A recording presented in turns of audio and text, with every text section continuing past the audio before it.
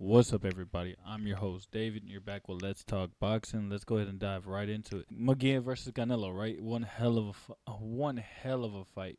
What can you say? Honestly, it was a dominant performance from Canelo. It was the young bull showing his will to win, showing his heart, and overall, Munguia impressed me on a whole nother level. I'm not saying that he did anything superb to win the fight. It was nowhere near, to me in my book, it was nowhere near a close fight at all.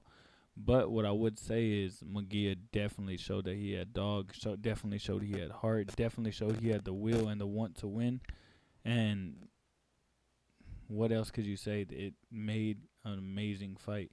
You know, they always say like styles make fights, but Munguia's style just basically sold the fight. One of the things I want to mention is I think this is going to go down in Canelo's history of one of his greatest fights.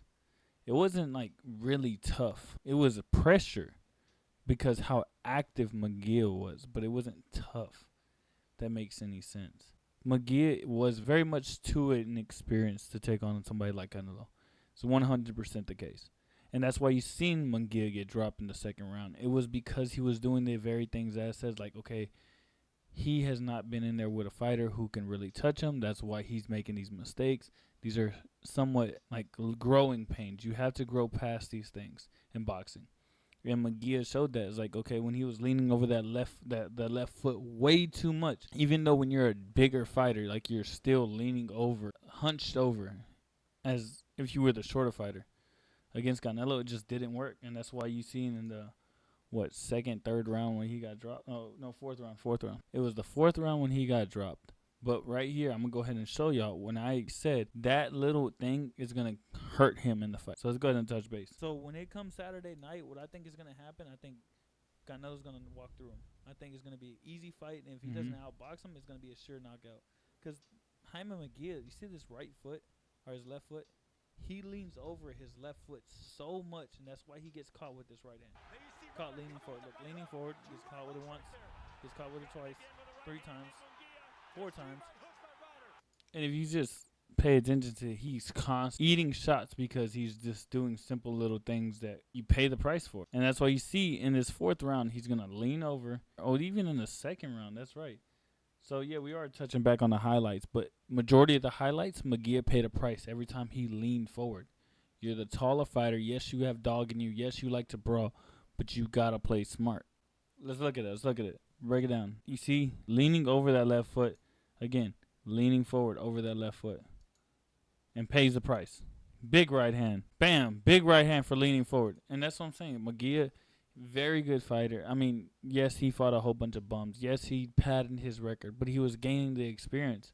But when you fight trash, you're going to perform like trash. So that's why you see like little mistakes like this that Munguia made is because, brother, you've been getting away with it for so long. Those little things that are going to, somebody way more experienced than you knows, is going to make you pay for it. He hadn't paid that price yet. So, of course, he's not going to change it up. Of course, he's not going to find another way around it. And Canelo had that experience. Canelo had that understanding. Okay, once he leans forward, let me leverage myself to lunge forward, and it paid off. It paid off big. That's why you see the knockdown in the fourth round.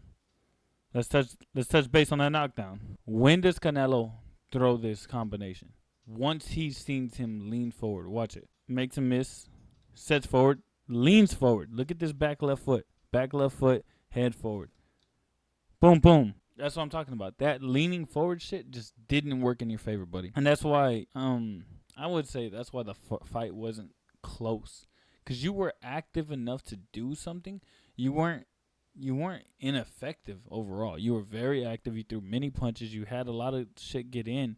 And Canelo sat there for a good while with little to minimal head movement. I mean, his head movement was it was subpar. In my perspective, it was subpar. And you had every opportunity. 100% you had every opportunity. You did. You showed your heart out there. 600-something punches for the whole fight. Wait. Yeah, 600-something punches. Like 634. Munguia threw like 634 punches throughout the whole fight. Altogether, the fight totaled over like 1,200 punches between Canelo and Munguia. And he threw like 100 more than Canelo. So it wasn't that he was inactive and ineffective. He was very effective. He was very active. Just you making little mistakes, kind of every round just took that edge away, took that edge away, took that edge away, took that edge away. Because Canelo got to just capitalize on those moments you were leaving yourself open. One hell of a fight, though. Don't get me wrong. So my take on it, Munguia definitely surprised a lot of people. I think more than everybody thought it was going to be a sure walkthrough, and it wasn't just a complete walkthrough. It was one-sided for sure. I think I gave like about 4 rounds to Munguia Mac, and Canelo took the rest. Although this isn't the caliber of fighter I want to see Canelo fight, everybody wants to see him fight David Benavidez. Canelo's asking for $200 million. Now, after this victory, are we going to see you fight sometime soon? David Benavidez? Thank you. We'll see. We'll see. I'm gonna rest and talk with my team. And like I say, everybody asking for everything, but and I always did. You always did what? I always. You see, Canelo's saying everybody's asking for everything, and he always did. He does have one of the best resumes in boxing, hands down. Hands down, Canelo's fought more world champions than most of the people out there right now. Hands down, Canelo's put on some decent shows, but at the same time, buddy, you also haven't gave us the fights that we wanted when we wanted. And there's like no knock to Canelo. I'm not sitting here trying to dog you, bro, but as long as you're in the hurt business, you gotta expect to get hurt. You gotta expect to put yourself in harm's way. And there's always gonna be another guy. That's what this sport is about. That's what this sport is. There's always gonna be another guy. You're never gonna be, oh, this was good enough. There's always going to be another fight. There's always going to be another person. There's always going to be another someone knocking at that door to test that chin, to see if you still are the man that you are. And that's why you got to, as long as you're in this business, as long as you're active, we expect you to put yourself in harm's way because that's what you signed up for. That's what this sport is. And if you're feeling that weight on your shoulders where it's getting too much, then it's time to wrap it up and get out the door and let the next guys take the place. Because there's going to be a guy who's going to want to test himself every single time. That's what made Ali so damn great. Yes, at the end of the day, Ali's health deteriorated, right? Took too many shots to the head. But Ali is one of the greatest because he always fought the next guy. He always fought the next guy coming up. The next guy, the next big supervillain that was there in front of him, the one that was supposed to dethrone Ali. He took on. Same thing with Tyson. That's what that era was so wonderful about. And we just want that era back. We want to see the top dogs fight the top dogs. So if you're a fan of boxing, you need to start paying for the fights that you truly want to see. You can't skate by and just go watch the highlights later on. Like, if this is a fight that you truly wanted to see, y'all need to start pitching in so these fighters know, hey, the audience is paying. When I fight the best and I put on some of the greatest shows and I answer those unanswered questions, they pay. You got to reward the fighters for what they do. I mean, by all means, it is a hurt business. And salute to David Benavidez, because Buddy said he would run that fight with you, and you don't even got to pay him. That's one hell of a thing to say as a fighter. But this is to all the fighters out there. This is to all the boxers out there, to all the MMA, anybody in this combat sports. There's always going to be another guy. They're always going to question your chin. They're always going to question your IQ. They're always going to question your level and see how you are until it's time for you to wrap it up and roll it out of there.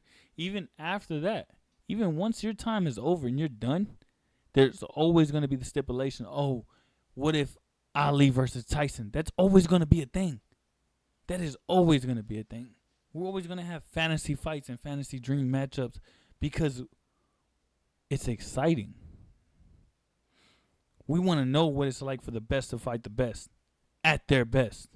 That's what this sport is known for. That's why you're a gladiator. That's why you're in this sport, to answer those unanswered questions. What is it for a man to go in there and fight another man willing to kill the man that's standing in front of them?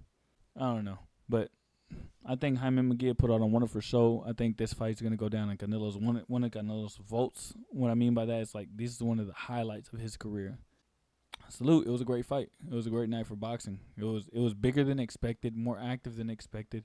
And we had a show from the beginning to the end. It was amazing. It wasn't really like a testament to where, like I said, anybody really felt like, oh, Canelo was losing. It was just like, damn, this kid's putting it on him. Like, this kid came to fight. And it was a great night for boxing. It was a wonderful night. It was a fun fight. And we need more fights like this. Even if okay, if you're gonna skate through and try to take a tune up, let it be a tune up like this. Let it be a tune up where we're still asking the questions like, oh damn, could he really slide away with the victory? And it'll give boxing that hype that it needs. Overall, I had a fun time watching the fight. Eventually, I plan on commentating live during the fights. See, I'm not a really loud person. What I mean by this, I mean, I'm not one of those guys that jump up and scream and shout and cheer on for all these people. I'm sitting back looking at it like, damn, he's really doing a good job. Damn, this guy's really fucking up here. He's really stepping over his left foot. Oh, this guy's stamina's gas. Like, I'm really just analyzing the whole fight and enjoying the fight. I'm not overhyped and I'm a fucking cheerleader at the end of the day. And pretty soon, once I get everything situated, once I kind of figure out this stuff a little bit more, I do plan on streaming, not streaming, but like doing live commentary on the fight. I have fun doing this. I enjoy it. I love boxing. So me talking about boxing is gonna be just something I just do now. You know what I mean? With that being said, we have a lot of good fights coming up. I'm really interested in this Tank Davis versus Frank Martin. The David Benavidez on the undercard. It's gonna be fun. It's gonna be really fun to see. It's gonna be a really fun time for boxing. Ooh, Usyk and Fury. That's one I'm excited for. I know we got NUA fighting tonight. Ooh, tonight, that is Monday night at 3 a.m. Damn, we're really close to that. There's a couple good fights coming up. Andy Ruiz versus Big Baby Miller. Both of them been inactive for a long time. I'm pretty hyped about it. So let's see how it goes. Let's stay tuned, and if you like what I'm doing, like, comment, subscribe, join. Let's create a little community where this is what we do. Talk about boxing. We see what we do like and what we don't like. If y'all like what I said here, go ahead and comment about it. If y'all don't like what I said here, go ahead and comment about it. Let's run it back and let's see for the next one. Because you tuned in with Let's Talk Boxing. I'm your host, David, and I'm out.